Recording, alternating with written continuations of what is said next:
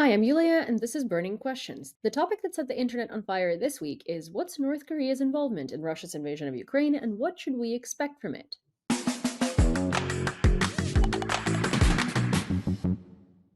Hello, my name is Bruce Bennett. I work at the RAND Corporation. I'm a senior defense analyst. My focus has traditionally been on nuclear weapons, and I'm in my 50th year of working on that. But over the last 35 or so years, I've also worked on Korean issues and focus in particular both on North Korean threats and on South Korean security. That's interesting. And especially, now that North Korea has kind of re-entered the scene and has started sort of terrifying the world from a new angle now by cooperating with Russia. Oh my gosh, sorry, that was my dog. Uh, sorry, I'll just Tanishka, please. I'm working from home today for the first time in forever, and they're really not liking it. Sorry.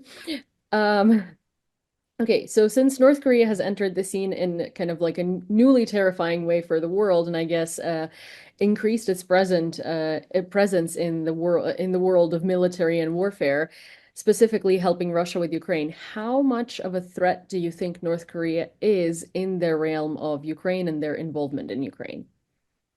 Well, I think that North Korea sent an initial increment of troops, about 10 to 12,000 to Ukraine. It certainly sent considerable amount of artillery shells, but also some launchers. And there had been some expectations that we would see huge deployments of North Koreans over time, much more than the initial 10 to 12,000. Instead, it appears that there've only been an increment of about another 3,000. That tells me that it's a modest change in the threat, not a huge change in the threat posed against Ukraine. Still, modest threat changes can be important in terms of vulnerabilities or other things it can open. And certainly the artillery that North Korea has contributed to Ukraine or to Russia have been really a substantial difference in what Russia's been able to do. So, is it a huge difference from what would happen without North Korea involved? Maybe not huge, but enough to make a difference in the conflict? Yes, absolutely. I wonder for North Korea, though, right? Obviously, they do get partnerships with Russia and they exchange intel and they also exchange weaponry, and there is this nuclear situation that we're all aware of. But so w let me paint a picture, right? We all pretty much understand that North Koreans don't leave North Korea. So North Korean troops have never been out of North Korea. Now, the troops that we have seen coming to the battlefield in Ukraine are uh, the least prepared troops that could probably come from North Korea onto the Ukrainian battlefield. Why do you think that is? Is that because they're not expected to return, or are they basically disposable?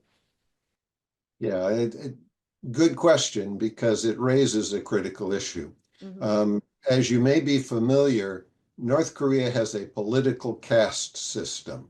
Yeah. That's a system that divides people based upon their loyalty to the regime.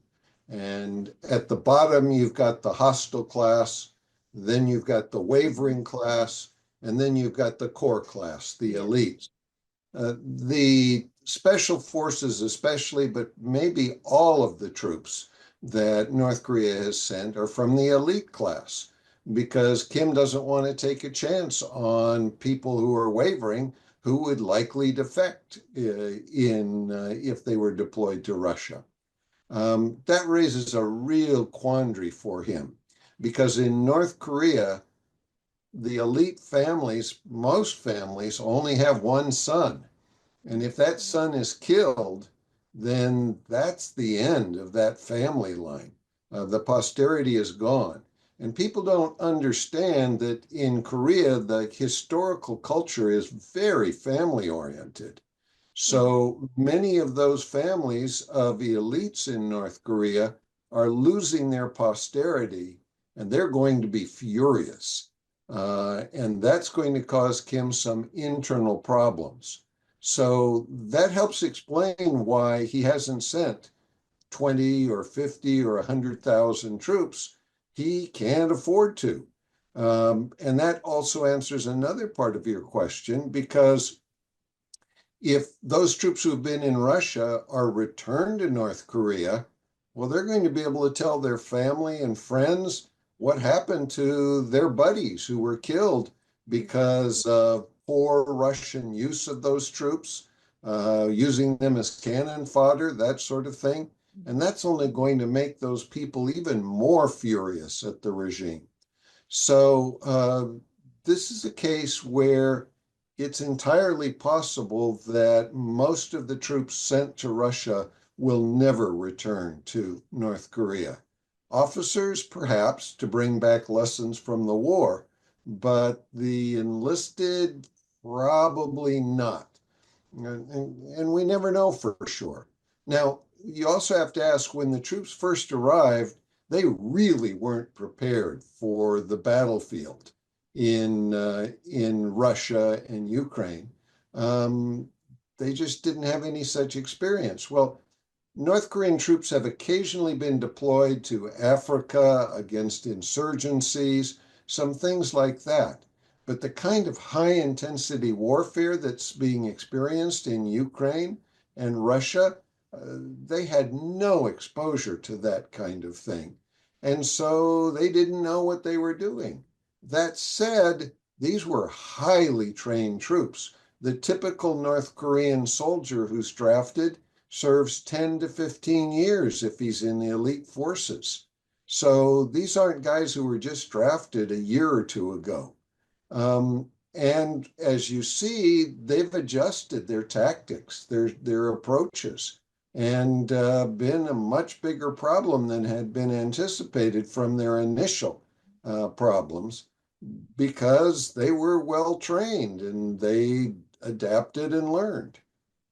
Yeah, because initially, I mean, that's actually a very interesting bit of information because initially, obviously, well, first of all, I remember watching interviews with North Korean POWs and them saying that the weapons that they are using in Russia are not the weapons they have ever used in North Korea. They're too advanced, which is also kind of comical in a way because Russia uses kind of resurrected Soviet relics. So that was an interesting bit of information. Another thing is a lot of them did defect and a lot of them did kind of like march over to the AFU to surrender because A, they're not used to the terrain, to the intensity of the warfare climate. It's overwhelming. And secondly, they were given smartphones to communicate, which is, a device that they have likely never experienced without limitations. So there were obviously a couple of jokes that turned out to be true in a bunch of Western media of them engaging in some adult videos and just generally, registering on Tinder and all of the. There was a lot of quite funny. What you would expect from a teenager who had just first gotten a hold of the internet, right? So it is quite uncanny to see that they're they're advancing and adapting, but this bit of information does make a difference and does make it a lot more comprehensible because at first, obviously, when they just first arrived, it was kind of a we say it, in Ukraine we have this saying and it's called circus on a rope, you know, Mhm. kind of like a circus that's not going right but also going right because it's entertaining. So it's that's what it looked like in the beginning. But what it does kind of tell me, and correct me if I'm wrong, is that while Russia is struggling with its military and with its strategic planning because they need North Korean help, is that how does making Kim send his troops influence Russia's ability to conduct warfare, and what does it tell you about Russia's military abilities and their mobilization and the amount of personnel that they have, and whether how it's going, basically? Well, the Russians have suffered incredible attrition in their forces, and they've wound up using new conscripts with very little training on the battlefield. They are cannon fodder. because they just don't have much experience. Um, the North Koreans didn't have much experience initially with the kind of battlefield they were thrown into. But in terms of discipline, in terms of commitment, those are things that they had been well trained in with years of experience in North Korea. And as a result, they've appeared to be far more proficient than the Russian conscripts at accomplishing many of the missions, more innovative. I mean, they are special forces. They're used to getting behind the lines and that kind of logic. And so they have been a much higher class threat than the typical Russian conscript once they adapted to the battlefield that they were operating on. And they still have occasional glitches as they run into new things they haven't previously experienced. But yeah, many things like cell phones and so forth. Now, they do have cell phones in North Korea, but they're very limited in terms of what they can access, and they cannot access, in most cases, the international internet. It's not something they're given access to. So yeah, they've had quite an experience in Russia with things that they had never seen before. Yeah, I'm sure it was I don't know if you remember the movie Fifth Element, but it's a very old movie. I think it's from the 80s, and it basically shows a character who got into the future and they're flying cars and all of these things, and she's just kind of surrounded by it, and obviously it's overwhelming. She's kind of having a panic attack. She doesn't know what to do, right? She doesn't know how to speak, and she doesn't recognize anyone's attire or anything. So I would feel, I think that, well, at least in my head, this is how I picture the experience of your typical North Korean kind of entering, a democratic world, or, well, Russia is not necessarily democratic, but let's say a world with developments that are available to the wide public. Um, Yes. how reliant is Russia on a North Korea partnership? Not specifically the military, but their shell exchange and the help that North Korea has been providing Russia with weapons. And also, how feasible are those weapons, right? Because there is also something that was happening in the beginning of North Korea sending shells to Russia, where some of them, well, not some of them, but like 30% or something were misfiring. And now that problem doesn't seem to be as pertinent. So what changed there? How? And does Russia need this to continue in order for them to be able to conduct war in Ukraine? Well, the North Koreans follow the Russian concept of military equipment. You build a bunch of equipment, then you build a bunch more, then you build a bunch more, and you put the old stuff in storage and you build a bunch more. And so that's the basic principle. So while much of the North Korean artillery from the 50s and 60s had been sent to other places, the reality is a lot of those initial shells that they were sending out were from mid 70s into the 80s and so forth. These were very old artillery shells that hadn't necessarily been stored in ideal locations because most of the storage in North Korea is underground, and there's going to be water leakage, there's going to be all kinds of things, and that's going to have made the shells unreliable. That's just the reality of what the world was seeing. As those have been exhausted and they've turned closer to more recent production or even current production, the quality has improved considerably. It makes a big difference. But it also raises an interesting question. Has North Korea given up its ability to invade South Korea because it no longer has the artillery that it needs? And the answer is it may have given up a good part of that ability. Kim was willing to sell that, suggesting how desperate he is for financial resources, but also for Russian technology. Mhm. It's very clear that in the beginning of his cooperation with Russia, Russia wasn't giving him everything he wanted. They were giving him selected things, satellite technology, some things like that. But he wanted much more, especially military technology that's more sophisticated. And Russia was being very careful with that. He apparently concluded that the way to cut loose those technology transfers was to provide the artillery that Russia needed, but that also gave him some financial resources that allowed him to deal with his internal instability.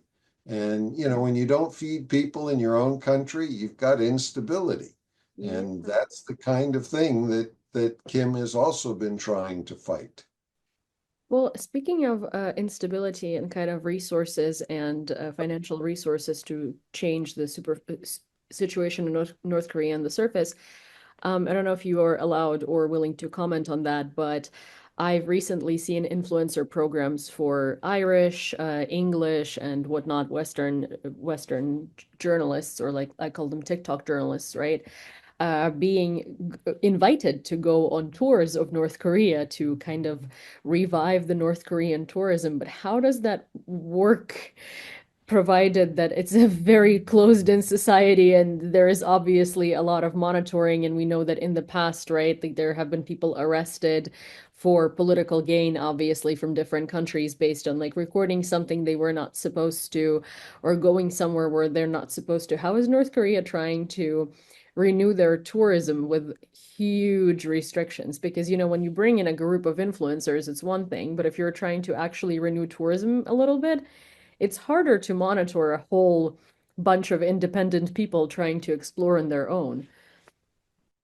Well, this gets to the question of what's Kim trying to accomplish? What's his strategy in the broader sense of strategy? Um, Mhm. we don't know for sure. Historically, with his grandfather and his father, the strategy was they wanted to build up militarily to the point they could invade South Korea and conquer it. Um, Mhm. Kim seems to have changed his mind. And as best I can tell, his strategy now is let's insulate our country. Let's build an iron curtain around North Korea because Mhm. we want to keep information out. And let's build up militarily so that we can coerce the outside world, but not necessarily have to conquer it, Mhm. because if they sent their troops into South Korea, they would suffer a level of ideological contamination that would probably end the regime. Yeah. So Kim seems to have adjusted his objectives. We don't know for sure, but that seems to be where he's going. Key to that, though, is he's got to break the ROC US alliance. If he can break the alliance, then he can dominate the peninsula coercively. And that shows in the opinion polls in South Korea that show that with nuclear weapons, the people believe that North Korea is militarily superior, which is a little weird for most Americans to think about, but that's what the polls conclude. So Kim wants to break the alliance, and he's taking a variety of actions to make that happen. Um, and I think that's where he's headed. So this is not quite the world that we've dealt with in the past. This is an evolution of his approach, his buildup of nuclear weapons and so forth. Kim isn't trying to build 40 or 50 nuclear weapons. Kim appears to be, from what he said, to be building hundreds of nuclear weapons. Now, that will take time, but that's where he seems to be going because he wants to have enough that he can be an effective coercing power, not only against South Korea, but against the US and against China. Yeah, well, this particular bit is also interesting because obviously, similarly to Russia and similarly to the Soviet Union, when Russia first invaded Ukraine, the second largest and the second best military in the world really did show its true colors, because when you can have a controlled authoritarian regime, you don't necessarily tend to put people in power that are your mailmen, sort of, or your information men who will tell you the truth. You have people in power who are scared of you and want to tell you what you want to hear. So we don't necessarily know how well. I mean, parts of it we do know because we see North Korean military in Ukraine, we see their shells, and we see all of that, but we don't know what the capacity of their production is like, what the quality of the product is like, because at the same time, they could be sending their best stuff to Russia. We don't know that. As in, there is no way to check, and I don't even think Kim Jong-un knows himself what level his military is developed at and what level it isn't, because let's face it, who wants to deliver bad news to a dictator? No one. Especially a dictator who is building up his red button capabilities.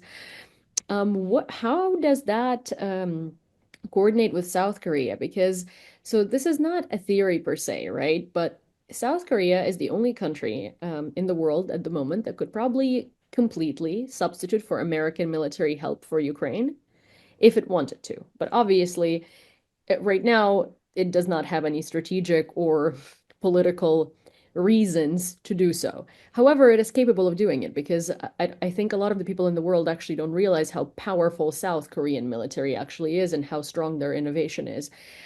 Um, how does all of this and the magnitude of North Korea's partnership with Russia influence South Korea's policy and politics towards Ukraine? Well, so you have to be careful with the strength of the South Korean military. Hmm. Is it strong technologically? Yes. Is it as advanced as the US? Well, not quite in most areas. They're still their most advanced fighter is the F-35 Hmm. from the US. Though the new KF-21 that they're building is not a bad alternative at a much lower price.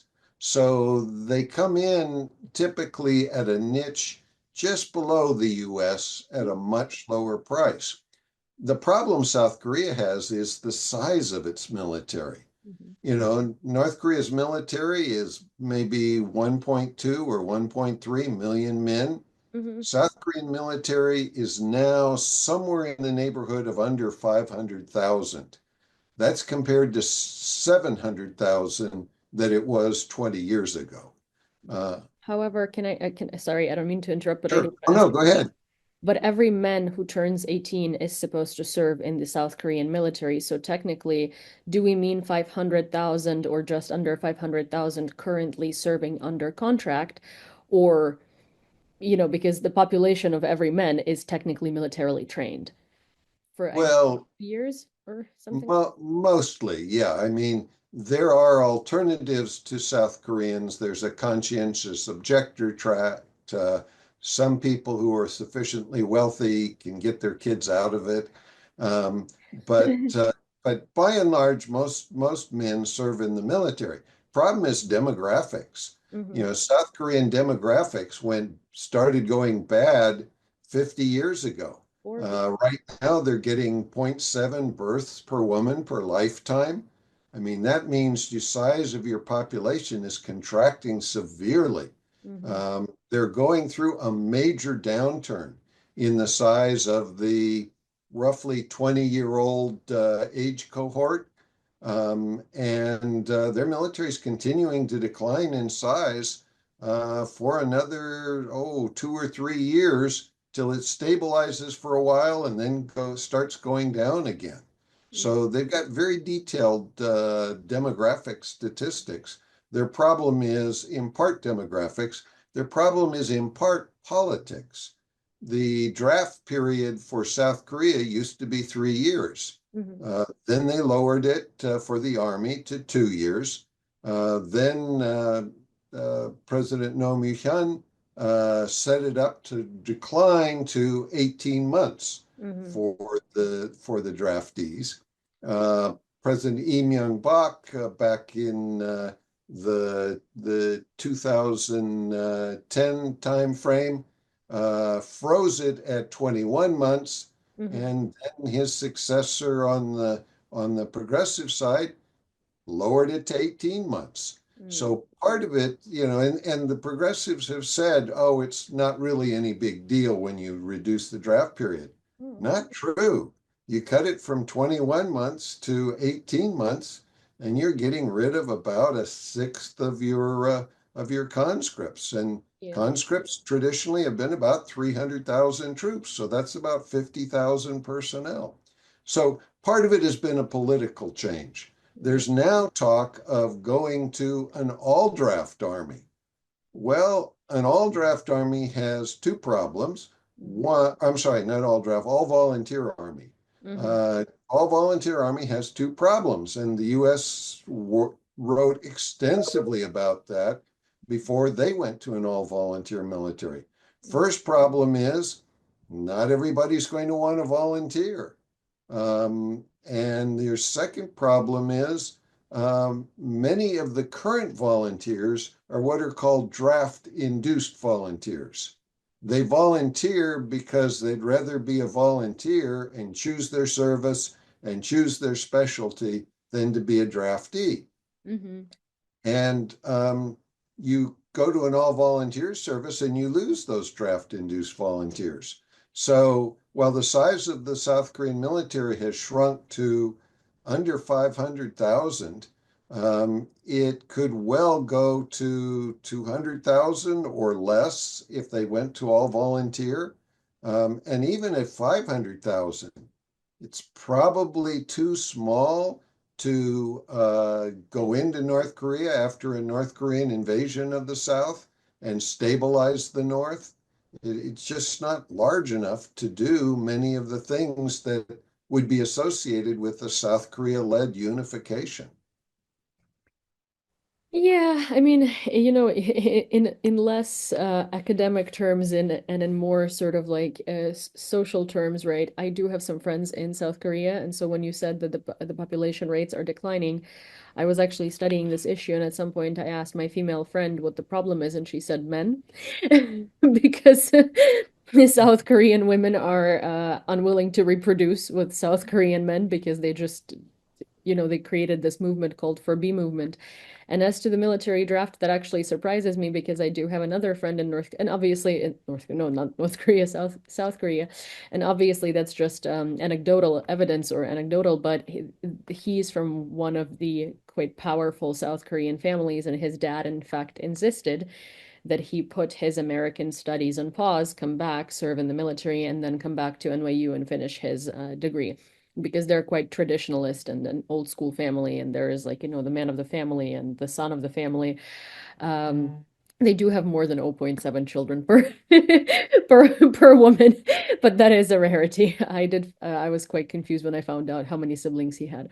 But yeah, that's a very interesting insight sort of into South Korea in general, not just militarily, but politically and socioeconomically, right? Because while there are all of these population rates declining, they're still quite, I would say that they're advancing in the field of like technology and things like that. And when I did say about them being able to replace America's aid to Ukraine, I don't necessarily mean in terms of technology fully. I more so mean in terms of numbers if they wanted to, because Europe, for instance, even if they wanted to tomorrow, they wouldn't be able to do it.